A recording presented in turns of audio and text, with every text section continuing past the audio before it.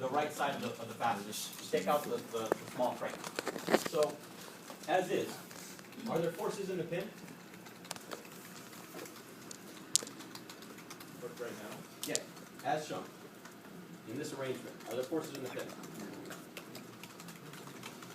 Who says yes? Someone said yes. Raise your hand. I don't want to embarrass you. That's the correct answer. The correct answer is that yes, there are forces acting on it. Why? Okay, because we took off the pin.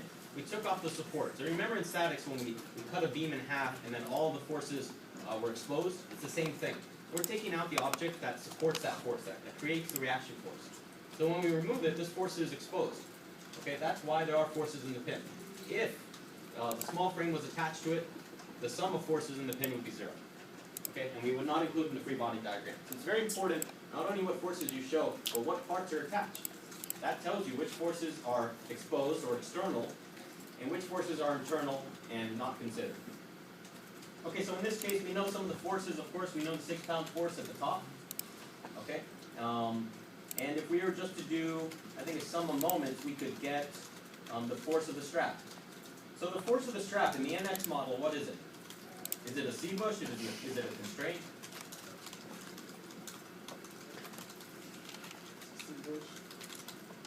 It's a constraint. It's a constraint. So here, let me show you.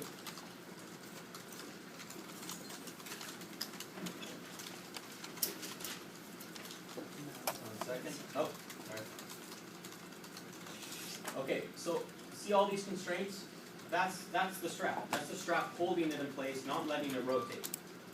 Okay, so again, you have to get all the forces from all these constraints and all the forces at the C bushes. Okay, so going back to duct cam, we can see that this force, this F strap, is in fact the force of that constraint, your third constraint. Okay, and I don't know Fx, Fy, but I mean you guys know how to do this, right? You just take moment around A, so you can ignore the Fx, Fy because they have no arm, and then we know this force, we know the arm, we don't know this force, but we know the arm, so we can solve for F of the strap. All right, so just sum of moments equals 0 on this. So find this force. Yeah. When you say 6, you mean 3, 3? I'm sorry, say again? When you say 6 for force, you mean 3 at one point, 3 at the other? Or Yes. 6? Okay. It's 6 in total. You want to think that everything that's in your model, all the 3D forces, are smushed or summed up into this plane. So, good question. So let's reiterate it to another section. Okay, for the pin here. Let's say I get 10 pounds on my hand calculations. When I go to compare to the NX, which node do I choose on that bar? The one on the edge or all of them? All of them. So again, all the 3D forces in the NX are summed up into this 2D plane. So all of the nodes on that bar, all the forces on that bar should sum up to the force that we find here on this 2D analysis. Okay? Let's analyze this guy. So here, what else we know? We just found out the force of the strap. Can we find the other forces? This is a constraint. This is a constraint force. This is, let's just say Fx prime and Fy prime. So do we know enough knowns, unknown? What route would you take to get these values? We know F strap. Sum of forces in the X. Okay, sum of force in the X will give you this guy. Sum of force in the Y is going to leave us 2 unknowns, right? So what do we do when the sum of forces don't work? Sum of moments, right? I'd probably do sum of moment here so that I can neglect these 2 guys because they have no arms, and then isolate this guy. Okay, so sum of moments around this point, let's just say A, will give you F constraint, and sum of forces in the X will give you Fx prime, and then at the end you just do sum of forces in the Y set equals 0. You get Fy. Oh, sorry, Fy prime. Yeah, everyone knows how to do this, right? I don't have to go to other parts. If you want to, you can. Okay, so here's the third one. So here it's all connected. Are there forces on the pin now? No. Why? It has both parts supporting it, right? The force and the reaction force. So internal, that's an internal force, so that's 0 in the end. I think we got everything already. I don't think we get anything from this, right? This one we already did also.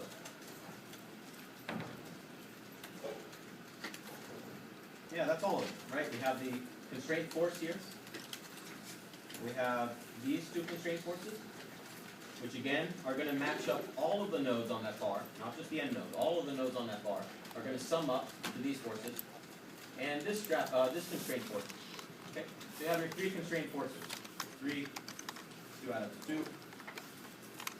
The first one, oh, it's there too, is the F strap. So there you get the three constraint forces you have to find and compare to the NX values. Okay, that's just for the constraints. You also have to find the forces at the C bushing. So we have to find all the forces at the C bushings and all the constraints. Okay, you need those in there. It's an important part of this report. Okay. Okay, so that's all I'll cover for the free body diagram, but what I want everyone to do is use these sheets. I uploaded them on web courses without the solution, sorry. But write in the free body diagram, draw in the forces, and you know, write your little equation here, and just run the values, and then just put this in your report. Okay, because then you have a free body diagram, you have the results, you show what equations you use, what static analysis you do. So just use these, okay? It'll make it a lot easier. Okay, let's hop back to the slides and see where we're at. And then let's press the computer screen.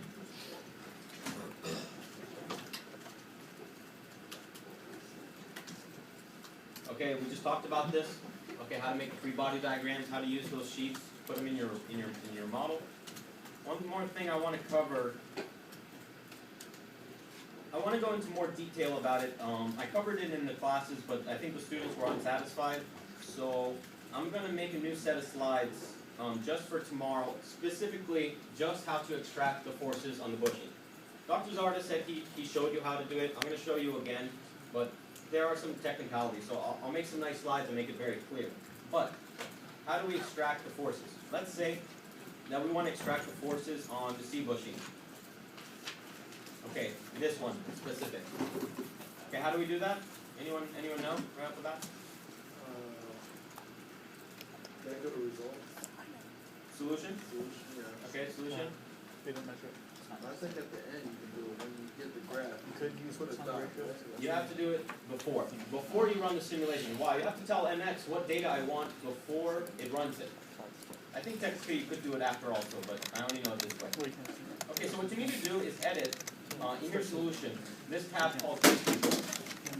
So case control, what it does is essentially you say, okay, I know you're going to calculate all the results, but I want to make a special, right here, special output request. And in here I'm going to ask for certain variables at certain locations. What locations would I want to get the information from? The C bushes and the constraints. Okay? And make sure everyone knows that before we leave. So how do I generate this? The good news is that the model that we gave you already has the output request. Okay, I think it's structural output 3. You just run it with that. Your FO6 file is going to give you all the data for all the important elements in C bushes. Okay, but let's say that you want to do it from scratch. I just do none. Okay, and you want to click here, create a new modeling object. Okay, and all these tabs are all the different forces that you can get information from. So in this case, we only want forces. And if you want forces from a C bush, like a special force, we have this tab, SPC forces. Okay, you want to make sure that a couple of things are clicked on both these tabs. You want to make sure they're both enabled. You want to make sure they both have an output medium of print. Okay, so it actually prints the results in the FO6 file. And more importantly, you want to say which elements or which bushings you want the information from. If I just click all, it's going to give me everything, and yes, that's correct, but it's going to take you forever to track down the data in the FO6 file and find out which element it corresponds to. So what you do instead is you just make a group. And in this group, you can go on the screen and actually choose whole elements or whole pieces, or you can even go on the part navigator and choose the C bush you want. So let's say these two C bushes, I can click these two and they show up as objects. So now, as I have it set, these two C bushes is going to output all the forces, okay, because I've selected them. So those two are in my group, okay, and again, it won't affect the results until you run it. When you run it, you should get something in your FO6 file a little like this. All the way at the bottom, just skip the first couple thousand lines.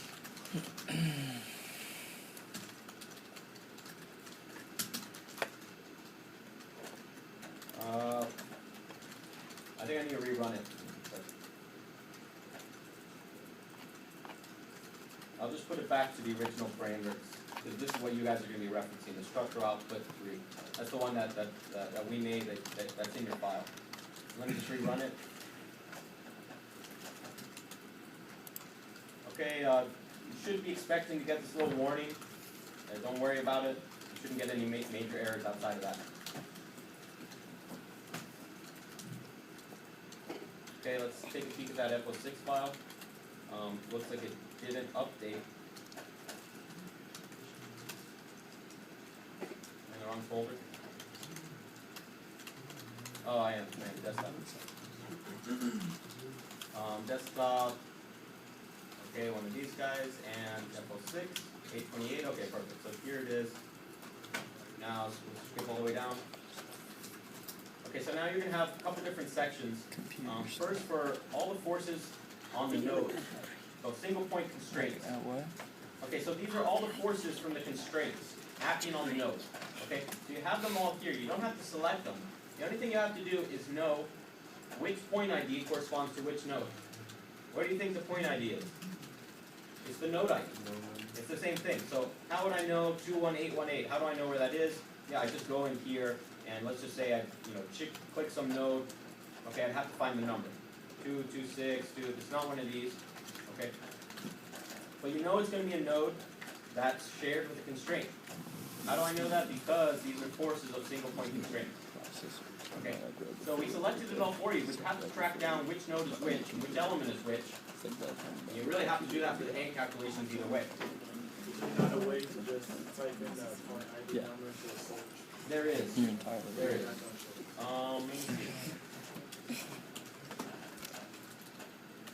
You didn't brainwash my parents.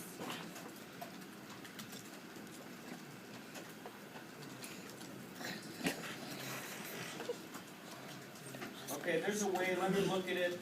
Let me give it to you after the lecture. If someone who has everything all set, if someone wants to look for that, that'd be good. There's definitely a way.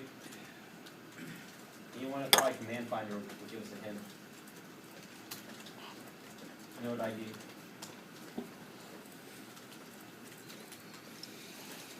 Node, modify label, identify node and element. Okay, so fish around in here. You'll be able to figure it out. I'll look at it right after this. I just want to continue with the lecture for a bit. Okay, let's definitely here, list node and element one D is a selection method. Okay, so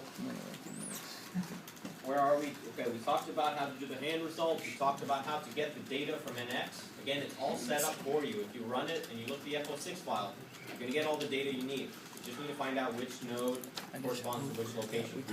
Okay. So how to debug the results? So I want to make this very clearly. Don't ask for my assistance unless you've done these four. I mean, I know what to do. Okay, because what I'm going to do to help is just do these same four. Okay, so it's repetition. Okay, so there's no need. So don't ask for help in the results unless you've done these same four checks. I'll go back and do those same four checks on those you did or did. Okay, but what these are, first one is check for unwanted duplicate nodes. Okay, which duplicate nodes do we want? At the C bushes, right? Those should have duplicate nodes. And those would be skipped if you do a duplicate node check. Okay, second, are all the C bushes referencing the correct coordinate system? I said in the video lecture which C bushes reference which coordinate system, and I'll just give you a hint to tell you which one again. Really expensive. For the C bushes along this inner Z axis, what coordinate system do they reference? Well, no one's gonna buy like Global the top Cartesian. MacBooks, so Okay, So so you want to make sure that Probably when you look under that C 1,500. bush, maybe less. okay, I'm probably and you exaggerating. choose But no, the Under thing the is, sim, if so I can't my see that mom has data. Let me a help you with that. computer, so she knows that like Okay, again, if I invest